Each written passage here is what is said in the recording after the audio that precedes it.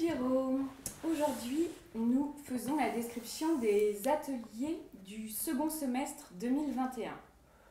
Et au mois de septembre, ça commence par des ateliers sur le corps et sur l'auto-hypnose.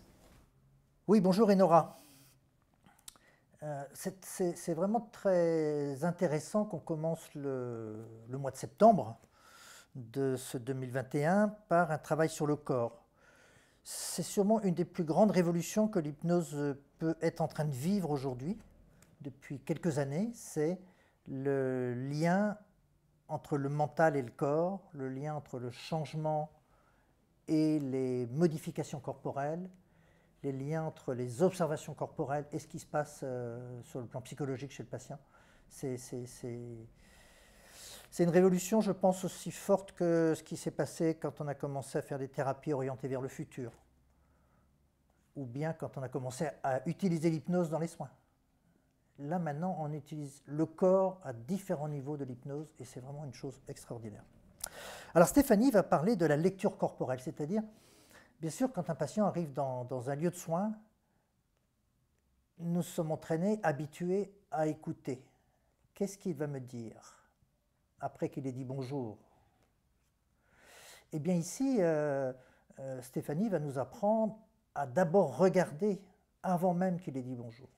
Qu'est-ce que son corps nous dit? Qu'est-ce que physiquement nous recevons comme message? Parce que ces messages que nous recevons tout de suite vont être absolument décisifs pour ce premier entretien et pour pouvoir l'aider par la suite. C'est vraiment très important d'observer très vite parce que très vite aussi, notre conscience est entraînée vers l'écoute, vers les émotions, vers l'analyse, vers la compréhension, vers les questions. Et donc rester capable de regarder pour intégrer la présence corporelle dans toutes les étapes du soin. Donc Stéphanie va nous apprendre ça. Alors ce sera les 8 et 9 septembre. Hein. Et puis l'auto-hypnose. Alors on va avoir un premier atelier d'auto-hypnose qu'on a déjà fait chez nous. Donc si on le refait, c'est que ça a plu. Ça s'est avéré utile. C'est Sophie Cohen, que beaucoup d'entre vous connaissez déjà, Sophie qui est psychologue, et qui a développé une stratégie, des techniques, des méthodes pour mettre en place des ateliers d'auto-hypnose pour des patients douloureux chroniques. Il y a beaucoup de stratégies possibles avec des patients douloureux chroniques individuellement, mais que ce soit dans un cabinet de psychologie, dans un service de soins, dans un service d'algologie ou chez un psychologue, il est tout à fait possible et juste de faire des groupes de 2, 3, 4, 5 personnes. Et le groupe, il y a une dynamique de groupe aussi qui est très favorable pour aider les gens à évoluer et à cheminer dans leurs soins. Et donc voilà, mais par contre, il faut avoir entre les mains un processus, une méthode. Et donc Sophie, avec son PEPS, son PEPS habituel, va vous transmettre ça. Et puis un autre atelier d'auto-hypnose. Alors, dans toutes les formations que nous faisons ici depuis maintenant bien longtemps, pas depuis le début, parce qu'au début on parlait très peu d'auto-hypnose. Ça aussi, ça a été, je parlais de révolution du corps. Une autre révolution, ça a été curieusement l'émergence de l'auto-hypnose dans les formations, mais aussi dans les soins, et aussi dans les congrès, et aussi dans les recherches. Il y a, on va dire, une quinzaine d'années, on en parlait très peu. Et puis, il y a eu une sorte de prise de conscience, en tout cas en France, chez beaucoup de gens, qui a permis de se rendre compte qu'on pouvait transmettre des méthodes d'auto-hypnose aux patients. Mais on s'est rendu compte aussi qu'il fallait leur transmettre des méthodes très rigoureuses, très cadrées, très précises, et aussi très faciles pour qu'ils puissent se les approprier. C'est-à-dire qu'il y a un apprentissage. Alors dans les formations, on enseigne tout le temps des bases en auto-hypnose. Hein. Tous les gens qui ont été formés chez nous ont ces bases-là. Mais Jérémy donc, va vous proposer d'aller plus loin, d'approfondir les bases, mais aussi d'intégrer des nouvelles techniques, des nouvelles méthode. Et puis, je crois surtout de bien ancrer aussi les processus, la rigueur, la protection, la sécurité, et parce que c'est vraiment le garant de la réussite pour les patients. Et les patients qui s'approprient l'auto-hypnose et qui l'utilisent, vraiment, ils ont des capacités d'évolution nettement supérieures. Et ça, c'est aussi... Aujourd'hui, ça a l'air facile, tout le monde dit auto-hypnose, mais je vous assure, il n'y a pas si longtemps, eh bien, on en parlait peu. Donc ça, c'est un grand, grand changement. Voilà. Et puis, on va retourner avec le corps. Voilà, on a vu le corps avec Stéphanie, puis l'auto-hypnose, Sophie Cohen, l'auto-hypnose, Jérémy Cunha. Maintenant, on revient, cette fois-ci, c'est l'hypnose avec le corps. Comment intégrer le corps dans le processus hypnotique. Et là, c'est notre formateur, entre guillemets, star, Bruno, qui va vous proposer ça. Bruno est un des premiers à avoir eu ce regard et cette intégration du corps dans les processus hypnotiques. Et il a développé ça beaucoup. Et il va faire ça sur 3 jours. Ce sera à Paris. Hein, donc Paris, 30 septembre, 1er octobre, 2e octobre. Bruno Dubos, donc l'hypnose avec le corps. Et nous passons au mois d'octobre, orienté sur l'enfant intérieur et les âges clandestins. Eh oui. Donc on va changer un peu de catégorie. Frédéric, ça fait plusieurs années qu'elle vient donner des ateliers chez nous. Là encore, hein, c'est un gage de qualité, parce que vous savez que vos évaluations que vous rendez à la fin de chaque formation sont toujours prises en compte. Et donc les évaluations de Frédéric sont toujours magnifiques. Et en particulier pour cet atelier qui s'appelle l'enfant intérieur, tout simplement. Donc c'est quoi l'enfant intérieur? Chacun d'entre nous a à l'intérieur de lui un enfant intérieur, peut-être quelquefois 2 d'ailleurs. Enfin, le plus souvent, c'est un enfant intérieur qui peut aller bien. S'il peut aller bien, les gens n'ont pas besoin de nous. Mais quelquefois, il est en souffrance, quelquefois, il est blessé, quelquefois, il est recroquevillé, quelquefois, il a peur. Donc, Frédéric va vous apprendre à vous occuper de cet enfant intérieur. Et quand l'enfant intérieur va bien, les gens retrouvent de la joie, retrouvent de la créativité, retrouvent du dynamisme, retrouvent comment on dirait ça, l'enthousiasme de l'enfant, quoi. Voilà, plus de liberté dans les choix, dans les actions, dans l'ici et maintenant.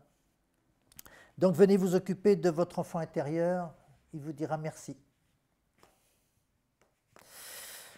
Et donc dans ces histoires de construction de chacun d'entre nous, on a parlé tout à l'heure avec Frédéric Tronçon de l'enfant intérieur, et en fait une autre branche un peu de cette même idée a été développée par Bruno. Il a d'ailleurs publié un bouquin là, récemment là-dessus. C'est sur les âges clandestins. Sur les âges clandestins, vous avez certainement remarqué chez certains de vos patients ou chez certains de vos proches des choses surprenantes. Je me souviens d'un jour une jeune femme qui a 17 ou 18 ans et qui vient me dire qu'elle a du mal à l'école, que c'est difficile pour elle d'aller à l'école. Bon, d'accord, je me dis, elle est en terminale, peut-être, elle a déjà redoublé. Et puis, quelques minutes après, elle me dit, mais j'ai aussi du mal avec ma sœur. Elle me dit, c'est ma plus jeune sœur, mais c'est compliqué avec elle. Alors, je lui dis, mais elle a quel âge, votre sœur? 28 ans. 28 ans. Donc, je suis passé dans une grosse confusion. Je me suis dit, attends, elle a 28 ans. Donc, c'est si elle a 18. Non, il y a un truc qui ne va pas. Je dis, non, vous parlez de votre sœur aînée. Non, mais je dis, vous avez quel âge? 32. Voilà. Depuis plusieurs minutes, moi, je m'adressais, je croyais que c'était une jeune fille de 18 ans. En fait, elle était prof. Hein. Elle avait du mal à l'école, elle était prof. Mais dès que je l'ai vue, moi, j'ai pensé que c'était une jeune fille. Voilà un âge clandestin. C'est-à-dire qu'il y a des dimensions de sa vie qui se sont épanouies puisqu'elle est enseignante. Elle est mariée, elle a des enfants. N'empêche qu'il y a une partie de son monde intérieur qui est restée aussi, qui n'a pas maturé de la même manière. Et donc ça va faire une sorte de décalage ou de trop grand décalage entre les différents âges qui sont actifs chez la personne. On va trouver la même chose avec des gens qui font très très vieux, très jeunes. Hein. Donc eh bien voilà, il y a des âges clandestins. Donc Bruno a appris à repérer ça. Et ben voilà, il a développé aussi tout un tas de stratégies pour aider ces patients-là à être un peu plus harmonieux, quoi. Être un peu plus harmonieux entre ces différents âges civil, familial, professionnel, amical et tout ça. Voilà, toujours c'était en septembre, ça, donc les 15, non, c'était en octobre, 15 et 16 octobre, 15 et 16 octobre. Et le mois de novembre est très complet avec 6 ateliers à Rennes et à Paris. Ouais.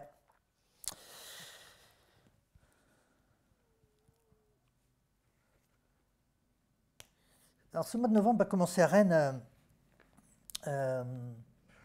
avec un atelier sur la sexualité qui a été développé par 2 formateurs dont je vous ai déjà parlé. C'est Stéphanie Delacour, qui en septembre fait un atelier sur le corps, la lecture corporelle, et puis Bruno Dubos. Et c'est volontairement qu'on a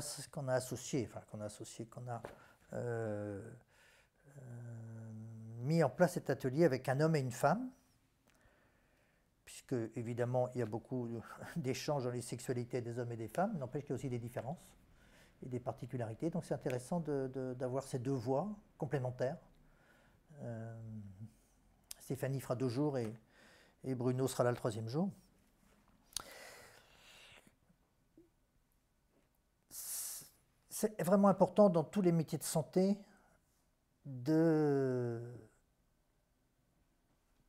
d'avoir une base sur les processus de la relation sexuelle, de la vie sexuelle, des idées qu'on utilise ou pas, c'est pas pour devenir sexothérapeute, hein, mais plus on est à l'aise avec cette dynamique-là, plus c'est facile aussi pour les patients d'en parler et de s'exprimer sur ce sujet-là.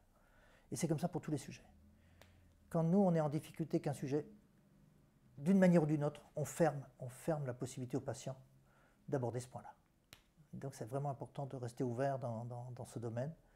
Et voilà, Stéphanie et Bruno vont être vos guides vers un épanouissement de la sexualité de vos patients. Alors allons à Paris. Allons à Paris avec Xavier Pénin. Xavier est dentiste. Et dans son métier de dentiste, eh bien, il utilise toutes les techniques qu'on enseigne chez nous et un peu partout d'hypnose ericksonienne, d'hypnose métaphorique, d'hypnose indirecte, d'hypnose utilisationnelle, tout ce qu'on veut, tout ça. Mais il s'est rendu compte aussi qu'avec certains patients, c'était bien d'avoir une interaction beaucoup plus directe. C'est pour ça qu'il appelle son atelier « Oser l'hypnose directe ». C'est vrai que quand on a commencé à développer l'hypnose ericksonienne en France, on a écarté tout un ensemble de modalités hypnotiques qui, entre guillemets, n'étaient pas ericksoniennes. Ce n'est pas tout à fait vrai, et quand Xavier fait des conférences et dans l'atelier, il montrera bien qu'Erickson utilisait beaucoup d'hypnose directive. Donc on s'est un peu privé de ces ressources-là, qui sont, là encore, vraiment très très intéressantes à expérimenter, à utiliser avec certains patients, et puis surtout à connaître, quoi. Et dans certains moments, savoir passer à un processus un peu plus directif avec certains patients. Et ça va permettre de franchir certaines difficultés, certains blocages, et d'aider des gens qui ont besoin de cette interaction un peu plus directe. Donc voilà, 5-6 novembre à Paris. 5-6 novembre à Paris. Maintenant, on va retrouver Sophie à Rennes. Sophie Cohen. Sophie Cohen, le 17 et 18 novembre. Et qui a développé aussi un atelier, enfin d'abord une manière de travailler, assez spécifique avec les patients qui ont des troubles alimentaires. Et puis on sait bien que nous avons beaucoup de patienteux et de patients qui ont des difficultés avec leur poids, donc la gestion du poids. Et Sophie s'est rendue compte qu'il y avait un lien, ou en tout cas une espèce de boucle de rétroaction ou d'amplification très très fréquente avec l'anxiété.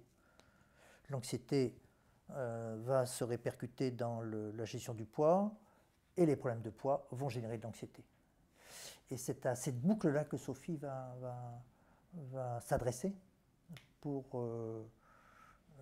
modifier le système, pour changer les choses, utiliser des techniques hypnotiques avec ces patients-là, de telle sorte que, qu'ils puissent s'occuper de leur vie, de leur alimentation, de manière beaucoup plus sereine, beaucoup plus autonome, quoi. Voilà, donc apprendre à s'occuper de ces patients-là, qui sont vraiment très très nombreux et qui, d'une certaine manière, se gâchent la vie, quoi. Pendant des années, des années, des années, et des années, des années, des années. Voilà, c'est comme ça que certaines personnes, quand on leur dit combien vous avez pris de poids, combien vous avez perdu de poids, ils disent j'ai perdu déjà au moins 150 kilos, quoi. Ou j'ai pris 150 kilos, mais ils font voilà, ça monte, ça descend, ça monte, ça descend, ça monte, ça descend. Mais ça prend la tête tout le temps, quoi. Quand ça monte et quand ça descend. Voilà, donc on va revenir dans des choses, bon alors, entre guillemets, plus corporelles, parce que c'est plus large que le corps, puisqu'on va parler ici du sport. Du sport. J'ai demandé à Claire Gully, qui est psychologue et spécialiste donc de l'accompagnement des sportifs, d'animer cette journée. Beaucoup d'entre nous faisons du sport, certains plus que d'autres. Beaucoup de nos patients font du sport, certains plus que d'autres. Et puis, il y a des gens pour qui le sport est une des dimensions importantes de leur vie. Alors, bien sûr, il y a des sportifs, on va dire quoi, professionnels, amateurs de haut niveau, mais il y a aussi des sportifs du quotidien, mais pour qui c'est vraiment très, très important. Et Claire va vous aider à utiliser l'hypnose avec ces patients-là. D'abord par rapport à la performance, comment mieux utiliser leurs capacités. Parce que beaucoup de gens fabriquent des systèmes qui se brident beaucoup ou se fatiguent beaucoup de manière excessive. Et puis aussi, elle va s'intéresser aux sportifs blessés. On sait à quel point l'hypnose est utile pour les patients qui ont des douleurs, qu'elles soient aiguës ou chroniques. Eh bien, le sportif blessé, il y a des particularités du fait que le sportif investit beaucoup dans son corps, beaucoup plus que la moyenne des gens, on va dire. Et donc, quand un sportif est blessé, ça peut être très vite une catastrophe. Et moi, j'ai en tête beaucoup de patients qui ont commencé à partir vraiment de travers dans leur vie à partir du moment où ils ont eu une entorse, une fracture, des douleurs du dos empêchant de nager, courir ou faire du golf. Et ce sont des gens qui ne retrouvent plus d'équilibre de vie derrière. Donc aider des gens qui sont sportifs et blessés, c'est vraiment une très très bonne idée. Très très bonne idée. Et ça demande certaines compétences et un certain savoir et un certain savoir-faire. Voilà, pour les aider à se projeter dans le retour à l'activité sportive, mais aussi se projeter dans le processus de soins, s'impliquer dans le processus de soins. Et bien sûr, cette idée de mentalisation du mouvement, c'est-à-dire garder vivant à l'intérieur de sa conscience la compétence sportive. Même si le corps est arrêté, le garder dans le mental. Mouvement. Bon, ici, on est avec Claire Gully, 25 novembre. Et bien, puisqu'on parle de mouvement, on va aller faire un tout petit mouvement vers les 26 et 27 novembre. Et cette fois-ci, c'est Marianne Joly, qui est kiné, qui va venir nous parler de mouvement. Elle a fait cet atelier-là déjà en 2019.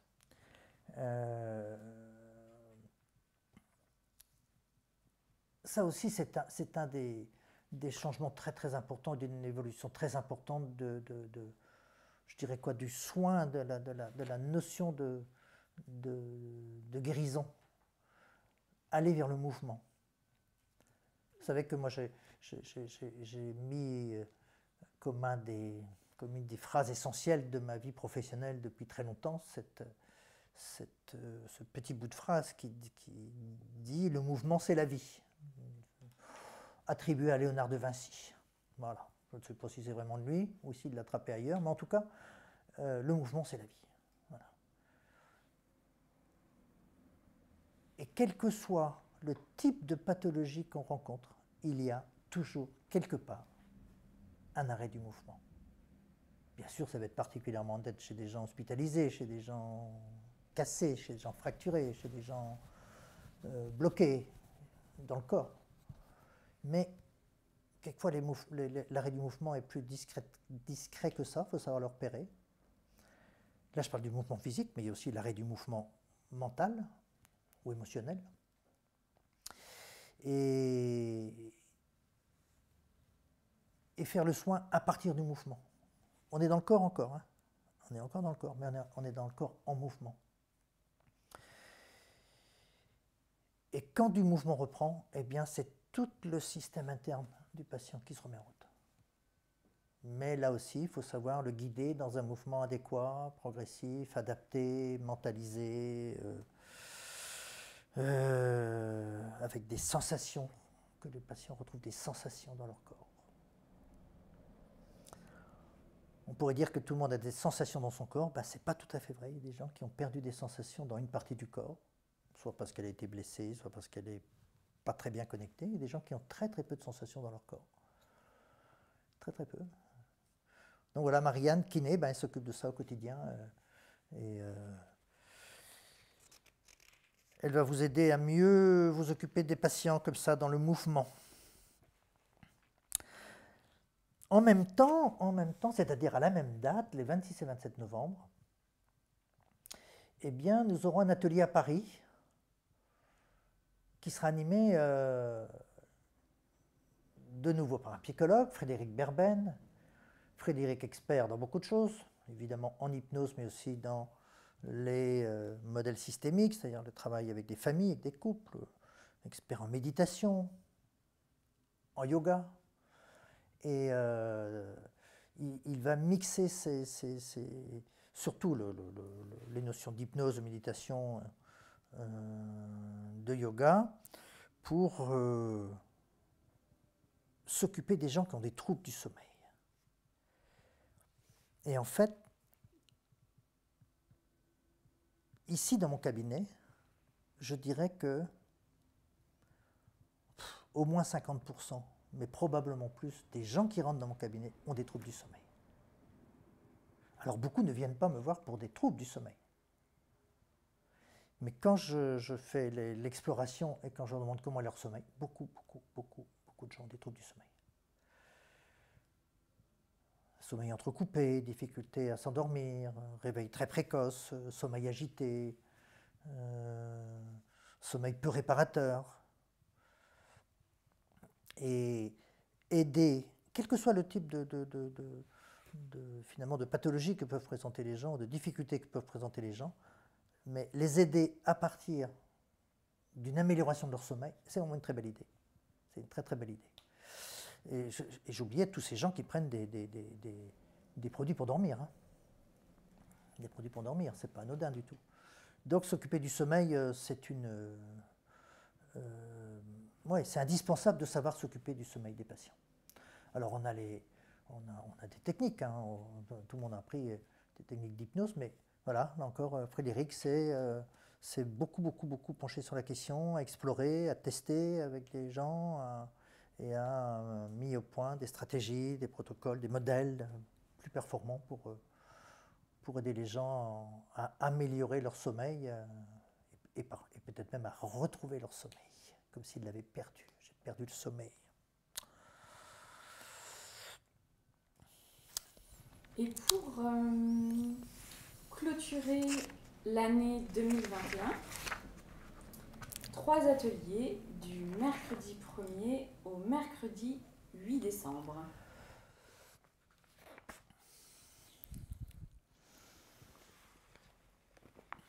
Je parlais tout à l'heure de ces gens qui ont des sommeils perturbés.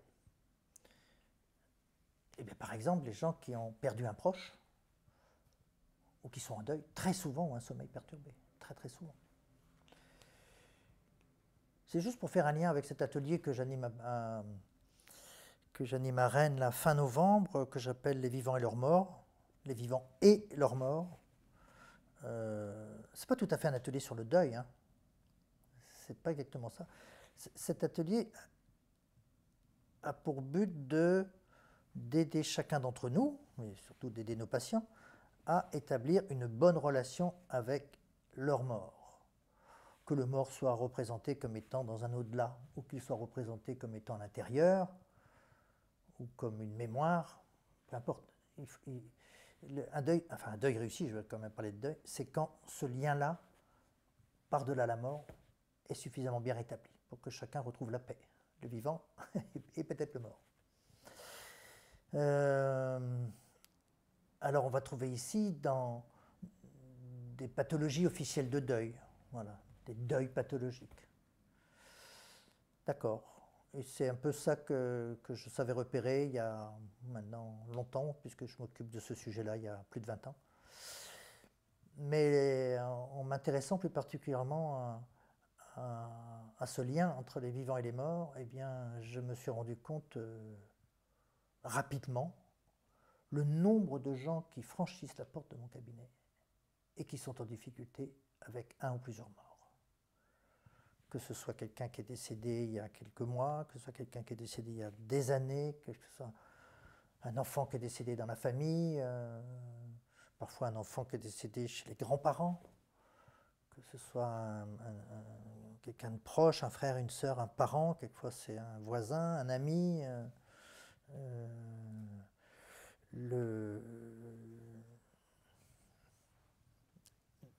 Dans notre vie, nous sommes quotidiennement confrontés à la notion de mort.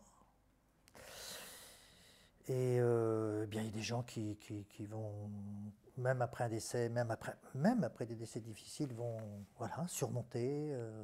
Il va y avoir de la résilience, ils vont se réparer, ils vont retrouver un équilibre.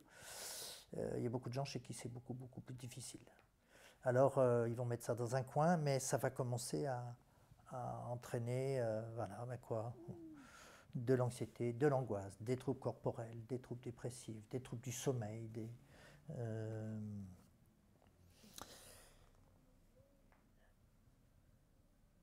Et j'ai déjà parlé de ça dans un autre, par rapport à notre atelier. Si on ne sait pas quoi faire avec les morts, si on ne sait pas parler avec les gens des notions de mort, on ne peut pas les aider. On ne peut pas les aider. On va faire en sorte qu'ils n'en parlent pas. Et pourtant, il y a tellement à faire. Il y a tellement à faire. Et en fait, curieusement, une fois qu'on a pu mettre en place un certain nombre de repères, d'éléments diagnostiques, eh bien, il y a des stratégies thérapeutiques hypnotiques qui sont vraiment d'une certaine manière, plutôt simples et très efficaces.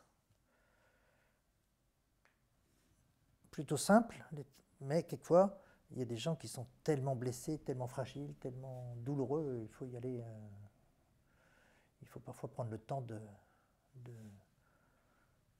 que le lien soit très sécure et donner au patient aussi le temps d'être prêt à faire ce travail-là, s'occuper de ça. Voilà, donc si vous venez me voir fin novembre, nous parlons des vivants et des morts. Début décembre. Début décembre, ce sera le début décembre, 1er, 2 et 3 décembre, voilà, ce sera vraiment en décembre 2021. Alors voilà maintenant un atelier que j'ai, comment dire, provoqué. En discutant avec Jérémy Cunat, qui est psychologue, qui fait l'enseignement en thérapie brève, et l'auto-hypnose par exemple, depuis déjà beaucoup d'années,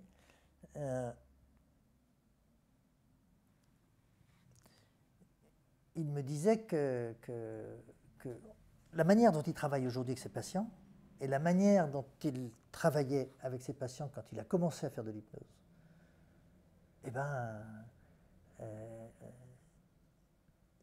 comment je dirais, il se rend compte à quel point c'est différent. Est-ce que c'est mieux? Ça se discute, mais en tout cas c'est très différent. Et donc dans cette discussion, on s'est dit que ce serait sûrement très utile pour des gens qui démarrent. Ce sont des gens qui sont en cours de formation, qui l'ont fini depuis 1 an ou 2 ans, quelquefois des gens qui ont un peu de mal à démarrer, des gens qui hésitent un peu. Eh bien, que Jérémy partage avec eux la manière dont lui, il a pu intégrer l'hypnose dans sa pratique, puisqu'il a travaillé longtemps sans hypnose.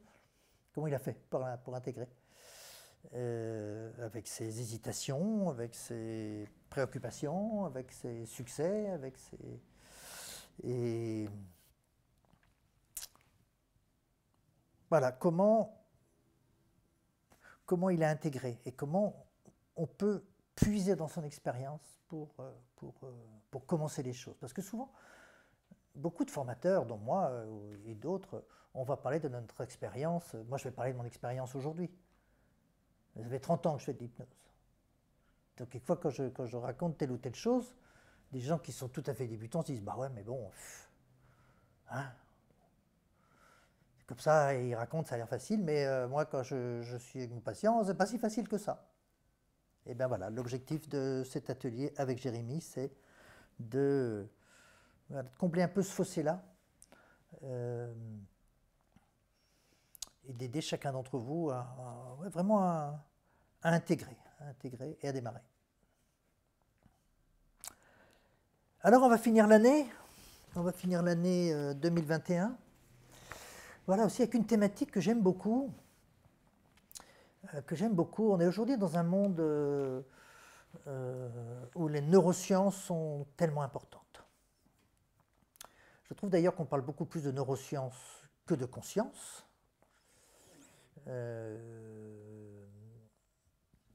Alors que ces deux dimensions sont forcément liées.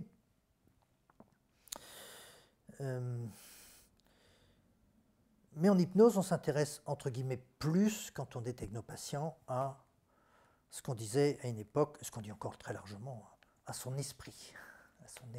Oui, on travaille encore avec des esprits. On s'occupe de son esprit. Je préfère parler de sa conscience.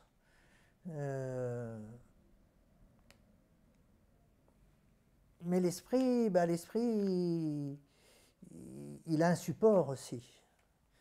Il n'y a pas d'esprit sans cerveau ou sans substrat neurologique.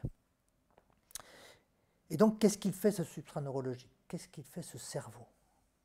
Comment il fonctionne? Comment il intègre les émotions? Comment il intègre les événements de vie? Comment il s'adapte aux changements? Comment il crée de la nouveauté? Eh ben c'est passionnant. C'est passionnant de faire le lien là entre ce qui est neuroscientifique, notre cerveau profond, notre cerveau émotionnel, et ce qui est notre quotidien,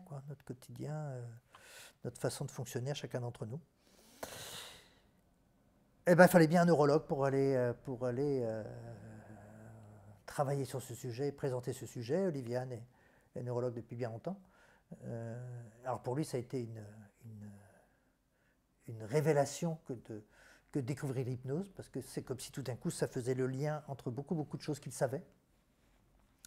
qu'il savait sur le plan de la connaissance ou de la pratique avec ses patients, mais aussi qu'il savait, qu'il ressentait, ou qu'il faisait.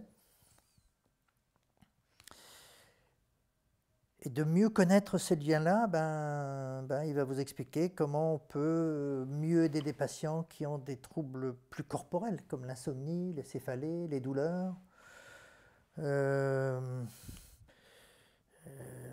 des pathologies beaucoup plus graves dont il s'occupe, comme la sclérose en plaques, la maladie de Parkinson. C'est par exemple tellement étonnant quand un patient qui a une maladie de Parkinson, et de voir que les tremblements s'arrêtent quand il est en transe hypnotique. C'est toujours très très étonnant.